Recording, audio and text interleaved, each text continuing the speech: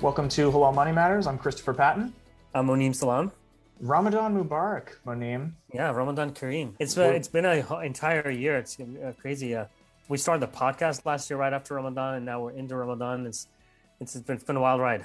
Yeah, and I still have not seen you in person in quite some time. Exactly. But any day now. Any day. We thought about this idea, Chris. I don't know if you ever spend iftar. We do one at the company every year, but there's usually a lot of food and that gets consumed in Ramadan, but not only that, but water and other things like that. So we thought, you know what, let's talk a little bit about the economics of it, since this is a halal money matter show. Yeah, and not just kind of the economic behaviors of individuals or of companies, up and down, like all kinds of questions. We have a great guest, Rafi-uddin Shikoh is from Dinar Standards. They've done a lot of work and surveys and really understand the OIC market really well. And so I'm really excited to talk to him. All right, let's talk to him. I'm excited. Before we jump in, a couple of terms you're going to hear in this episode. One you're going to hear a lot is the OIC, which is the Organization for Islamic Cooperation. And that is an international organization consisting of 57 member states. And the other one you hear a bit later on is GCC, the Gulf Cooperation Council, and that's a political and economic alliance of 6 member states in the Middle East.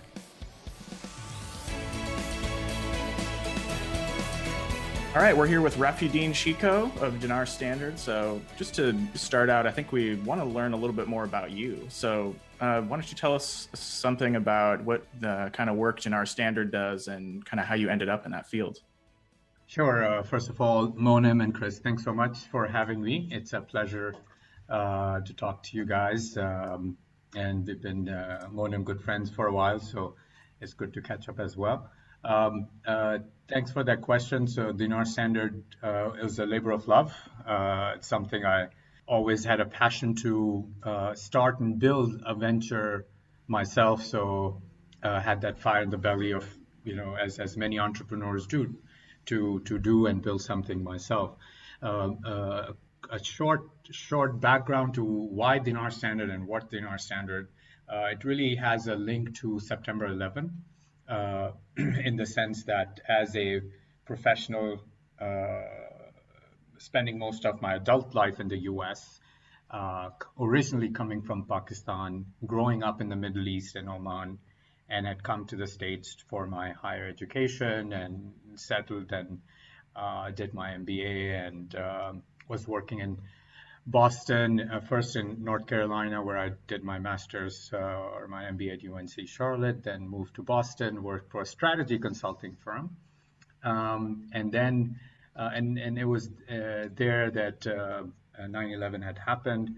By that time, I had been immersed in really working with Fortune 500 companies. And my job before that in North Carolina was actually with a sports management firm. I was doing marketing for a sports media consulting firm, so met some superstars that I personally didn't know. I wasn't like that enamored with, and some of those exciting names now are Peyton Manning and Archie Manning, and so Dan Jansen and some of these guys.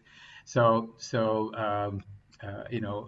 given me being a immigrant at that time, wasn't really that much into knowing the personalities, but later on I caught on and realized how cool it was to hang out or know Peyton, which I know all of you would certainly recognize. But anyway, I digress. So I moved to Boston and worked in strategy consulting. So basically built an experience in strategy and especially electronic strategy, business strategy, work with Fortune 500 companies, saw how you build a brand from zero to multi-billion-dollar brands. And then 9/11 happened, and it was kind of. I also lost my job in Boston, moved to New York, and worked for a company called Marsh McLennan. They had their offices in the tower, and they had lost a lot of. I think the most number of employees that were lost in that attack. And I actually was recruited in to replace someone who had lost. So it was also it got very personal in the sense of the fact that I was hired by that firm and felt this real strong concern about the role of Muslims and Islam in the world and what has our contribution been. during that time was my this urge to do something and link it to this question of what is the role of Muslims in the world. And my observation as a strategy consultant was, when I looked at the Muslim world, I was surprised by an observation, which is that when you look at the top 100 global brands or innovations, none of them were from any of the Muslim majority countries. And that was a bit, that was shocking. That didn't make sense, because here you have about a quarter of the world's population with a diversity of resources, oil to agriculture to talented people. And yet in this past century, there's really nothing of significant that this part of the world has contributed to the global economy. So this question, along with the belief in the Islamic ethos and values that Islam is good for the world and Muslims have underlying good values that are strong contributors. So how does it equate to the fact that we've not really been contributing? However, what gave me confidence is the legacy has been very strong. So, up until the golden age of Islam around 13th century, some of the biggest scientists, and even when you talk about business concepts and so forth, or medicine, Muslims were at the forefront of it. So anyway, so it seemed like there's something that must be uniquely challenging to this part of the world, and that's the question on the basis of which I started Dinar Standard. First of all, as an online business magazine now, I mapped that question with my background, which was private sector business, and really focusing not on this question academically, but looking at the business landscape. Like I said, there are no global brands, because I'm a marketer by heart and by profession.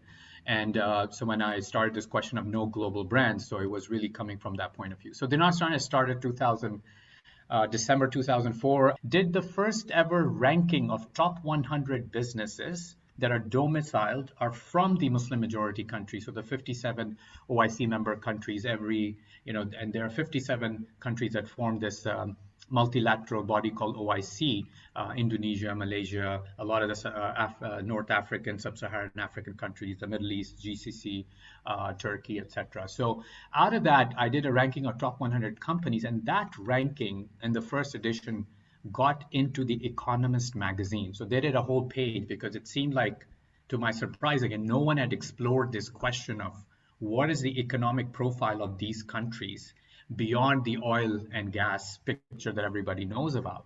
So just out of curiosity, so was this done top 100 on market capitalization, or No, by on revenues, or how did you do it? By revenues. And what was unique there was, and again, I spent a lot of time, given my background experience, I wanted to do it rigorously, modeled around Fortune 500. So when you look at Fortune ranking, it's done based on revenue. Yeah. And so now the challenge with OIC countries was you have a lot of the companies or corporates that are not listed, or it's hard to actually, it's quite opaque, right? So, and Monem, you know that very well. So what I did is, in that ranking included government-owned, government-linked enterprises, or privately owned, for whom some level of reliable revenue data was available. Again, the point was to give a view into these markets that no one had, because if you just included publicly listed companies from these countries, you would really not get, you'd maybe get 10% of the picture. So I did end up getting, and what was fascinating about that top 100 was, yes, the top 10 to 11 were national oil companies, starting from Saudi Aramco, or the UAE and Libya and Iran oil, and all of these oil companies. But the rest of the 85 to 90 were brought out the fascinating picture that there is actually strong domestic economic activity, and some of the big segments were financial services. So a lot of financial institutions were on the top 100 list. You had a lot of retail conglomerates. You had a lot of airlines, so Emirates, Turkish Airlines, Qatar, Etihad, they were also in the top 100. Then you had a lot of telecom players on there as well, Etisalat and so forth. And these are the threshold of that top 100 was at the first year we did the ranking was I think 1.6 billion in annual revenue. So you have now here a list of top 100 enterprises with quite a diverse list. So the criteria was, it was not Sharia compliance, by the way, Monem. I mean, very interestingly, we had Genting Berhad from Malaysia on our list. That's fine. And that caused a bit of a stir. I got, how can you have, my response was, this is a reflection of what companies exist from OIC countries. And all we were doing was saying, these are the companies that are domiciled from OIC in the top 100. Just so you know, Genting is it's like a casino company in Malaysia. Okay. And you probably know that Malaysia, although it's majority Muslim, there's a fairly large, about 40% of the population is non-Muslim. They're either Hindu or Buddhist, Chinese, and Christian. So, they actually do quite well because they own properties not only in Malaysia, but also in other countries in Southeast Asia as well. So. Well, and when you push out a list like that, I mean, you're generating a conversation. Even if some people are like, "How is this on there?" You're starting a conversation that needs to happen. That's correct. Absolutely. And the first few years I did this, and what had happened is it really helped build solid original research on these markets. It's been now 12 years since I've been on this journey. Now, Dinar Standard is I'd say, I'm quite humble, but at least within the Islamic economy space, we're quite well recognized because of our thought leadership. We're now engaged with providing advisory work to sovereign wealth funds in the region, to private equity funds, to government agencies, vis-a-vis economic policies around leveraging this wider OIC opportunity as well as the global halal economy opportunity. And Dinar Standard also has always, and now also in our advisory work, we are good at also general global innovation work. Because if I talk about the original purpose of starting Dinar Standard, which is we're a global brands from this part of the world, it's not just about Islamic economy, given that original intent. It's about how do you actually bring innovation and what's holding back, for example, Monem in Malaysia, Proton, right? That's the big story of how do you build indigenous competitiveness? How do you build in Turkey, Ulker, into trying Ulker, which is a Turkish brand, confectionery brand, Chris, that has bought Godiva, or Proton in Malaysia, which is an auto manufacturer, they bought Lotus in UK from a knowledge transfer, technology transfer point of view, but yet they're not able to break through into being a global brand. I mean, as big as foodies Muslims are, right? We're really the Muslims of the world. They're really proud of in the top 100 food companies. There's not one food company from any of these countries. Now something is off. It doesn't make sense. So I think this is where Dinar Standard is really uniquely placed. And in a way, the nature of these countries is these are developing economies. So a lot of our competency is now how do you enable developing or emerging economies, from Africa, from Asia, from Central Asia to really break through and compete at a global level. With digital transformation, this is something that's happening fast, and we're excited about where we're taking Dinar Standard forward. That's really great. And there's a couple of things you mentioned that I think we're kind of tying back into this discussion, which you mentioned the Islamic economy and you mentioned foodie. And so, yes. And you cannot talk about Ramadan without talking about food, either the absence of during the day or the abundance of at night.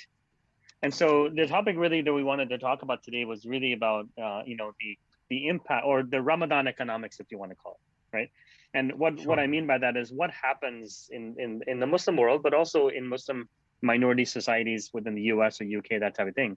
That's fairly unique economically, when it comes to Ramadan. And so I wanted to kind of throw that out there first and see what your thoughts were on that. But really, before I do that, I have to ask you, man, are you still in touch with Peyton Manning? The funny story there was I actually went to pick Archie Manning from the airport, and this was my I was fresh out of MBA program. I had no idea who he was. I mean, I picked him at the airport and I didn't ask him. Like, I wasn't at all in awe or anything. So he was like, "Oh, you don't know who I am, right?" And I said, "Yes, Should I? And he's like, no, no. That's funny. Yeah. So regarding what initial thoughts on Ramadan economics? What kind of unique features are there in the Islamic economy when it comes to Ramadan? So one thing, let me just kind of, being an analyst or a consultant, I'll throw some figures out to contextualize. So we have around 1.9 billion Muslims today around the world. It is one of the youngest demographics in the world. So the average age, I believe, is in 30s, whereas in Europe it's high 40s. And average world is also quite high. So it's a young population. And you always hear about this, Monem, across these countries, the demographic dividend, right, of these countries, the crisis that governments have. How will you find jobs for the youth, so forth. So anyway, so 1.9 billion Muslim, a lot of them young. And food, when it comes to food, interesting statistic is our estimate, and this is part of our work on the Islamic economy sizing, is last year our estimate is $1.17 trillion is how much Muslims spent on food. This is approximately 17% of the global consumption of food. And you may be surprised, Chris, at least, that the out of the top 10 exporters of food to Muslim majority countries, top 9 are non-Muslim majority countries. So the number one exporter of halal products in the world today is, guess who as a country? Australia. Can't be the United States. It sure is. Absolutely. So US and France and Brazil, India, Russia, and when I say halal products, Monem, I'm including pharma and cosmetics, but bulk of it is food. So non-OIC countries. So what it means is it's when it comes to halal food or Ramadan food, it's part of the global supply chain. There is this drink called, and Mona may or may not know, in the GCC, and I'll link now to Ramadan, called Vimto. Have you heard of the brand Vimto? I have. Chris probably hasn't, but I have not. It's a UK-based brand. It's kind of like, it's one of the well-known brands in UK. 50% of their revenue in a year comes during Ramadan. Wow. From sales in the GCC alone. Wow. So because it's become the staple drink in GCC when you break your fast. So 50% of the revenue in a year, roughly, comes from the month of Ramadan, 1 month. Right? So do you do in the culture is that you take a date and then a Vimto? Is that kind of the idea? That's right. So Wow. Exactly. So date Vimto. Vimto is part of the breaking of the fast. Very very popular among the GCC local population, and that's a great example to start commenting on your question, which is the linkage of the global supply chain of food and its impact on Ramadan. And this example is not just one example. The whole supply chain worldwide, if you can imagine, like I said, if majority of the 1.17 trillion consumed is coming from the rest of the world, or a big bulk, it means the rest of the world has a stake in what happens in terms of Muslims' food habit, and Ramadan is a big one, right? And like with this example of Vimto, like I said. So, countries such as Brazil, their national economies get shaken up if there's a halal related scandal, which recently happened, meaning a scandal of trust in terms of halal compliance, of meat being exported. Today, Brazil is the biggest exporter of chicken to the Muslim world. And it's so big that it has a huge impact on Brazil's overall economy, where one scandal and it hits the economy hard, and you have the president and the top diplomats coming and engaging at a diplomatic level to try to resolve it. So first, at a macro level, Monem, Ramadan has a significant economic impact to the flow of food supply worldwide. Because I guess you have to kind of prepare for it right after Ramadan's over for the next year, because you have to have all the shipping lanes and everything all prepared. Especially for Vimto, 50% of their monies are coming from there. It's almost like a retail space in the US between Thanksgiving and New Year's. Absolutely. And in the case of Vimto, then what's happened, I mean, it's been happening a long time, is that they have a huge manufacturing facility now in Saudi Arabia, I believe, in the region. So you have a lot of those players who will set up domestic manufacturing, which is another side note. And, in this conversation, we have to talk about COVID and its implications also going forward. But in general, at a macro level, yes, there is that. To start with, of course, it would behoove me not to hone in and talk about the individual level. Ultimately, fasting is a very personal endeavor, and Ramadan, and it starts there, right? So it starts from the virtue of Ramadan at an individual level. There's so much good that comes during this Ramadan, and we feel it, right? So collectively as communities, we feel the good that it brings. And one of the big virtues of the Ramadan at a personal level is giving, right? So as you know, the charitable giving also exponentially, I mean, again, we work, for example, for the United Nations Human Commission for Refugees. And they have recently, about 2 or 3 years ago, they've launched a Zakat fund, which we helped them launch. And Ramadan is the biggest season, quote unquote, if I can call it a season, but biggest time when people give. The amount of charitable giving by Muslims. This is the time of the year when the most giving happens. We have our good friends at Launch Good, crowdfunding platform for social good, with a lot of charitable giving to Muslim community related projects. And I know Ramadan is a huge thing for all of these philanthropic activities. So on a macro level, how does the pickup in charity affect the economies? Have you seen anything? And now you've been doing this, mashallah, for like a good 12, 15 years, and you have data going back, that far, probably on different statistics in the OIC. So is there an impact? So one way or another, I can think of multiple examples just on an economic level, where you have food inflation, because people are trying to buy the products right away. Even if you're trying to donate the food, you have to buy the food first, right? So you can talk about that. You can talk about, are there some areas of consumer discretionary that fall in Ramadan? Those type of things. Do you have any? Can you shed some light on that? Sure. Exactly 10 years ago, we did a major study on the impact of on the economies of OIC during Ramadan, as well as Muslims' professional productivity and impact on their professional lives during Ramadan. And that report still gets quoted, even though it's dated. So one of the things we evaluated was at a macro level, as you asked first, Monam, is how does Ramadan have a positive or negative impact on the economies in a macro sense? Is there any correlation? Right? And interestingly, there's been some other empirical studies done that have looked at the stock market performances in OIC. So there are I'd say about 28 some stock exchanges within OIC markets, and we ourselves for that work had done an analysis of, is there any correlation of the month of Ramadan, because as you know, the month of Ramadan also shifts every year, right?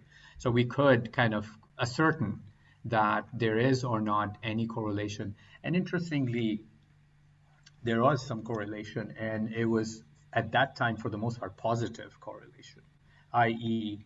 Ramadan actually had an uptick in investment activity within OIC countries. Now, in the stock markets particularly. Stock markets. So you're looking at fund flows. You're looking at fund flows in, and you're looking at whether there's a rise and fall, correct? We're just looking at the rise and fall. Okay. Which is reflected in funds. We're just looking at the rise and fall of the stock exchange's market value and its performance year on year during the period that is Ramadan across the geographies. Well, on the aggregate, you're saying that if you look at the OIC markets, they're usually up, but on a countrywide level, it could be up or down, right? Yes. But what do you attribute that to? Is that like a consumer sentiment? People just feeling better about Ramadan, so they invest more, or is there something else that's Yes. fundamentally going on? Yes. I mean, I this has been a question we've always had because there isn't, you can attribute philanthropic giving to Ramadan because it makes sense, right? I mean, that's just clear, no brainer. You can attribute certain categories of products, food in particular, growing, and that makes sense, right? Just like during COVID, we got to understand the importance of essentials, right? We really understood what essentials are, and you saw as across sectors into 2020 while the markets dropped, and we did in our latest Global Islamic Economy report where we cover other sectors: food, clothing, cosmetics, media, finance, of course, pharma, and travel. And just as the rest of the economies around the world, excuse me, pretty much every sector got hit. But we know food and many segments within food actually were up.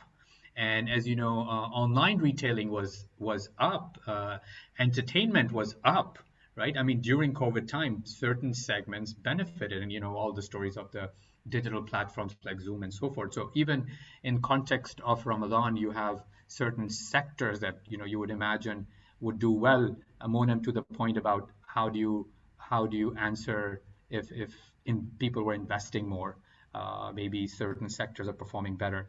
But it seemed like it went beyond just those sectors of food, and directly linked. So there has to be something to say about, yes, feeling good and investing more, or trusting, or and in general, as you know, there is a general ethos within Islamic tradition of not just sitting on your money and making your money be productive. So maybe something to that as well. I'm glad you mentioned the report, because I was looking at it and you talked about how it's broken out into sectors. And one of the sectors is media. And I noticed that in the report, it refers to Ramadan as arguably the most important month for media companies in Muslim consumer markets. And I wondered if you could kind of talk about that a little bit, the why and kind of how that manifests. Sure. So absolutely. I mean, media goes crazy during Ramadan. In fact, just like you'd have Christmas specials or Thanksgiving specials. I mean, you have major in the Arab world the word is musalsalat. So you have special drama serials that are created, 30-day serials for Ramadan, and these are multi-million-dollar productions that go, they become huge hits, and they have the themes of Ramadan in it. Sometimes they're family topics, sometimes they're heritage topics. One of the very well-known ones, Monem, you may know, a few years ago, called Omar, which was an Arabic serial, and it just went crazy successful. There was a $50 million media production, a TV serial, and produced just for Ramadan. So you have the same concept in Indonesia, which is the largest Muslim population in the world, and they have special serials and so forth. You have a whole media ecosystem. You have musicians that do, just as you have Christian music, you have Muslim music. So you have these superstars. There's a company out of UK called Awakening that has brands now, stars that do Muslim music, you could say, and content. They're superstars. I mean, you're talking about 1 billion plus views on their videos. Maher Zain is a name, and many others. And they're not just popular within English. I mean, they're popular across OIC countries. And GCC, you have these young folks, so forth. You have them in Indonesia, Malaysia. But what's interesting, Chris, within media, so first of all, that. Second, media spending. And this links, Monem, to your point about, does buying go up? Because I guess people shop more during that time. I mean, you have a little bit more time. So certainly a lot of marketing, across OIC or Muslim majority countries, you'll see a lot of, I mean, to a certain extent, it's actually sad. I mean, just like people don't like Christmas being so commercialized, which it is, right? Uh, and it's a little bit of that has happened to Ramadan as well. Anecdotally, I'd say maybe not to that extent, but it's getting there. I mean, So you I have, think you're right. That's a good point, because when I was in Malaysia, I mean, there was this commercialization of the month, right? But it was the first time I was experiencing it, because it was the first time I was out of the U.S. in a Muslim majority country. I don't feel as much of that Ramadan commercialization in the U.S. or amongst, I don't know, I can't speak to Europe or other Muslim minority countries, but you definitely don't see it in the U.S. as much as you do, and it's growing every year. It's, as people realize, oh, I can actually make money, more people will begin to do it. It's just like a chain reaction that actually happens. yeah. So Actually, I think, because obviously you're in a Muslim majority country, it's visible anyway. I mean, of course, if you yeah, come to Dubai during Ramadan, everything is Ramadan, right? Every billboard has a Ramadan thing, much like you'd have, Christmas carols playing all around you during Christmas time, so forth. So, I mean, same thing here, schools to malls to offices. I mean, Ramadan everywhere, and then Eid, which is the celebration time. But I think even US, Monem, I mean, you should know, or you would know as well, that a lot of US-based product launches, I know we have a small community, and when you talk about Muslim products ecosystem, but Ramadan is the milestone. So I know entrepreneurs within the Muslim community on propositions towards Muslim community will plan the whole year for launch pre-Ramadan, because that is the time to launch your proposition, and because the whole community is focused and you get the attention. But you're right, you don't see luxury products being up. I mean, here, of course, in Muslim majority countries, everything is from, you'll have Dolce Gabbana having a Ramadan campaign. yeah, So, but in US, Dolce Gabbana doesn't need to. I mean, they're not yeah, targeting the Muslim yeah, market. So, exactly. but the Muslim community propositions are. So, from fintech, financial services to halal proof products. I mean, you'll see a lot of new product launches happening around time to Ramadan, actually. Yeah. So even though, so let's kind of break down a little bit more. So even though, like, for example, we're not consuming anything between sunrise and sunset, right? Do you find that the consumption or the demand for food and drink actually is higher in Ramadan? Yes. I mean, I think, as you know here, I mean, it's again, it's a I little mean, on a bit. macro level, right? So I mean, it's, if you say it's I think higher, on a you macro, would think it's counterintuitive, basically, to think that. yeah. No, I think it is high, and Okay. I think facts support that, which is because people, specifically food is the thing that you buy a lot during Ramadan, because you're buying it for your, not just the breaking of the fast, everything between breaking of the fast and your morning when you start, where your fast starts. People are, as you know, they'll have a post break of fast late night eating. Yeah. I mean, here in Dubai, there's actually, you have Ramadan tents that start at like 9 p.m. and they'll go to midnight or 1 a.m. and it's basically buffet set up. Every company will set their Ramadan tent up for a certain time period, 1 or 2 nights, and it's just, there's a lot of food going around, and hopefully there is a lot of good happening as well. You'll see it, you're on the street and people are just coming out, and companies will just have food that they're giving away for breaking of the fast, making sure all the mosques are, have their own breaking of the fast.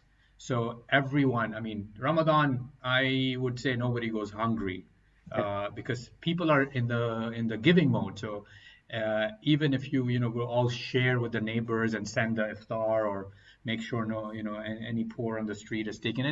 And I'm not just talking about Dubai. If you like countries like Pakistan or low income countries, Egypt and others, Ramadan is a very, it's just about feasts. So food, Yeah. yeah, I would say yes. So then what? So Maybe put it an obvious one, right? But I was thinking about this as we're, so maybe some outliers, the different knock-on effects that Ramadan has. Maybe you can talk a little bit about what is one area that you looked at and said, oh, that's interesting, that went up, I would have never realized it. So again, when we talk about Muslim and Muslim behavior and these questions, when you, I mean, you have to account for the fact that you're talking about 1.9 billion people. spread across the world, all the way from China, which has, a significant at a minimum, over 20 million people, to Russia having roughly around that number of Muslims, to, the norm, the known countries, to South Africa, or even South America, Poland, Europe, etc. So the reason I bring this up is there is so much diversity that answer is very diverse. And if you break out at the very aggregate level, at least at the minimum, OIC countries and non-Muslim majority Muslim populations, such as US, UK, France, Germany, etc., there is also a difference in terms of what goes up and what goes down. Now, let me kind of share with you an example. If you look at OIC countries, and again, Chris, these are the Muslim majority countries where governments, the government level, do practice. Ramadan is an official thing, right? And so you have national holidays. So what we looked at, interestingly, was the effect of how different OIC countries, their policies on office hours and its effect on productivity. That was a fascinating analysis. So you have the Gulf countries, the GCC, which is the Saudi Arabia, UAE, Oman, and so forth, which on average gave the highest reduction in office hours officially. So government offices, and then private sector follows as well. And there becomes a culture where, for example, Saudi, you basically have instead of 8, you have a 5-hour working day, right? Whereas in Indonesia, there is no reduction of hours. They basically just move the clock up 1 hour. So the working time starts early and ends early. No change. Now, so there would be, there's a theological question of, is that needed? Is that really needed? And we did a survey along with that in these different markets, and really, do people utilize that time off to do more of the prayers, or they're just going home and sleeping and preparing for food and all of that? And I think it's the latter. I mean, there isn't really at an aggregate level a huge need to reduce our work hours. And as you know, Monam, the ethos there is Ramadan, we're supposed to fast and keep our normal day normal. So it's not like, oh, it's Ramadan, I have to take the month off, I can't work because it's going to be so hard. Oh my God, I can't have any water, any food. This is, I need to sleep half day or whatever, rest. No, you're supposed to have your normal average day and fast, right? So I think, so that was a fascinating study, assessment in that study, which was there were a lot of the OIC countries where the official hours are reduced. And we derived, this was a self-assessment, we derived, and I have this up so I can mention, that it has roughly a 4% impact on the month's GDP per hour of work reduction per day. So if you calculated those countries that were cutting the hours, that translates, if each hour is a unit of productivity, as a country, you lose roughly 4% of the GDP per hour of work. So per hour of the reduction, it was equal to 4% reduction in GDP. Just in that month or for the year? For that month, which is, and again, we just kind of work backward from an hour a day of reduction, and how does that translate to productivity? So I think this is something at a policy level, and when we did that, we did get a national level attention where this was covered in media as a topic in different countries as a result. But this was interesting, where you see in Indonesia and Malaysia where either there's very little reduction, or they just kind of move the time, to a lot of other countries that are having a reduction in time, and not really finding increase in spiritual time being utilized. It's on that hour saved or 2 hours saved per day. What about an industry that you would have not expected to go down or go up? It would be interesting to find out whether or not alcohol consumption went down in Ramadan.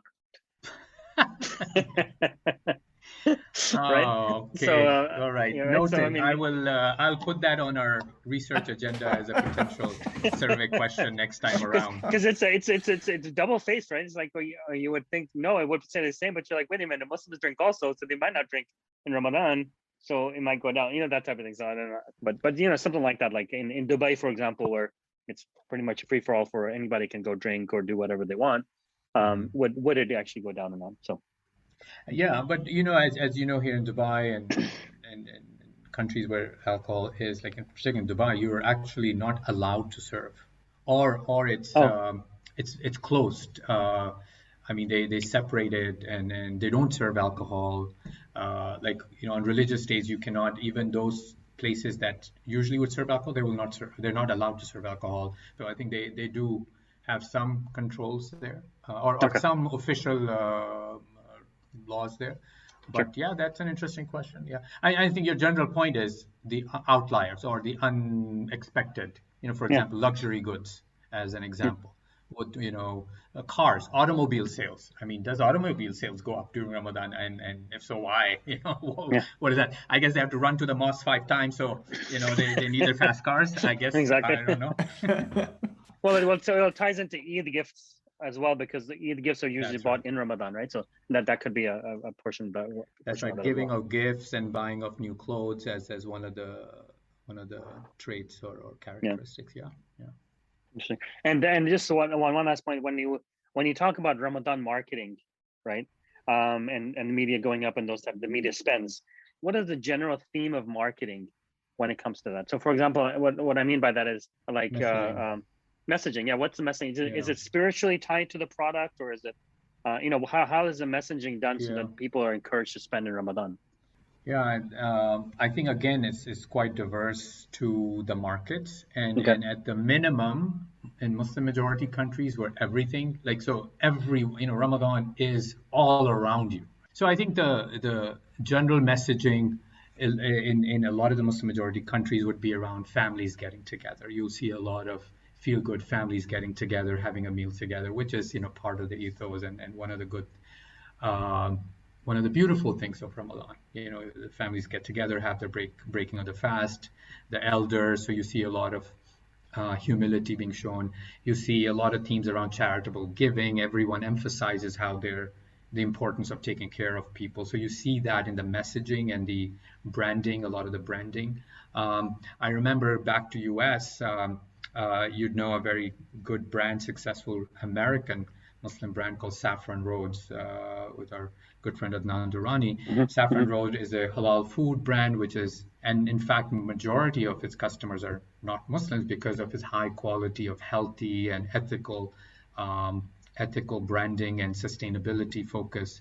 Because ultimately, when we talk about halal food, it's really about ethical food practices, right? How an animal is treated, what is it's being fed, and and of course the notion of how an animal is prepared, much like kosher, but it goes beyond. It has very strong sustainability and ethical angles. So Saffron Roads, when it launched Whole Foods, it became one of the most successful new product launches for Whole Foods. And early in its launch, there was a lot of backlash, an Islamophobic backlash this was national. I don't know if you remember the controversy with what's the turkey? Butterball, right. So Butterball, it was found was actually halal in US, and there was a big backlash on it. Oh man, I should have known that 10 years ago. Yes. So yeah, we all were like, whoa, we didn't know. Exactly. So it was because of because they were exporting it to Muslim, and they're like, if we're kind of making it, who cares? Even in US, they'll be halal. So there was a big backlash on that. And so Adnan's product also had hit with a similar backlash. Whole Food doubled down on their Ramadan campaign supporting Saffron Roads. And at the end came out saying the sales actually went up by 300% of Saffron Roads in Whole Foods. So that was what a great testament to, number one, an American brand supporting a halal product, and which was not just halal, it was sustainable, ethical. It was just all around a good, wholesome, healthy, sustainable product, but really supporting and going against the risk of the Islamophobic reaction, who asked for boycotting Whole Foods, and it was on CNN and all. I think this was 4 or 5 years ago. Similar story happened with Campbell Soup out of Canada, and they also kind of came back and supported it. So I think messaging wise, one of the things is, within US, and we've done some advisory work for brands in US, is you don't necessarily need to make it a national campaign, rather to do it very targeted, focused, community-specific campaign. Yeah, makes sense. So you don't need to have an ad in USA Today saying Happy Ramadan, although I think that's a great thing. It should happen. But, just from a risk management, reputational risk management point of view, and we see that in a lot of European companies, because we do advisory work for brands in France, for example, where there is a very strong sort of, first of all, over 10% of the population now is Muslim in France. Very strong halal products or products that are geared towards Muslim communities there. But, there's a strong reputational risk to the mainstream brands there. So they're very hesitant. So the messaging has to be, smart. And I think in US, probably still needs to be, a bit smart that way. But when you come to Dubai or Malaysia, it's like Christmas, right? So, and you really bring all aspects and flavors and the good that Ramadan has. So, yeah, it does. Any final thoughts, Rafi, that you have? I think the question of economic effects of fasting, I feel in these times of post-pandemic or us still in a pandemic, but slowly coming out of it, I think the excitement of Ramadan is even more so. I feel it within my friend circle and friends and family, really looking forward to Ramadan. And it's I think people have been humbled by the experience of the pandemic. And Ramadan, I expect a lot more giving. I think eating will still happen, will continue, and all of those things. But I think the giving and philanthropic part, number one, is needed. There's a lot more, as you know, people in dire situations. Poverty levels have gone around across the world, including in US, up. And I think one of the economic effects of fasting is the good it brings to the downtrodden. And I think this Ramadan will be super important for that, from that point of view. Yeah, I hope so too, because and it's a really significant year-over-year increase. Last year, anecdotally from the charities that I work with, they had a banner. I mean, one of the best years they ever had was last year in Ramadan. Yeah. So if we have it, even go up from there, that's even better. That would be great to do that. Exactly. We work, like I said, with UNHCR, and there's a God Fund and various philanthropic programs. Everyone I know of has said they've had the best year. Yeah. Which is good. And Ramadan only, is a big boost.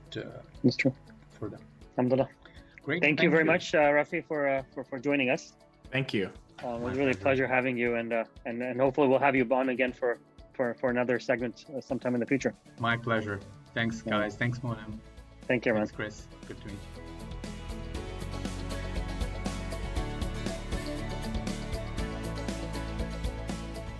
Please consider an investment's objectives, risks, charges, and expenses carefully before investing.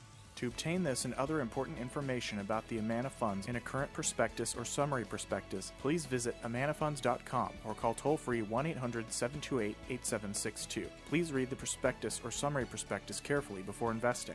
The Amana Funds are distributed by Saturna Brokerage Services, member FINRA and SIPC, and a wholly owned subsidiary of Saturna Capital, the investment advisor to the Amana Funds. Saturna Brokerage Services is not affiliated with Dinar Standard.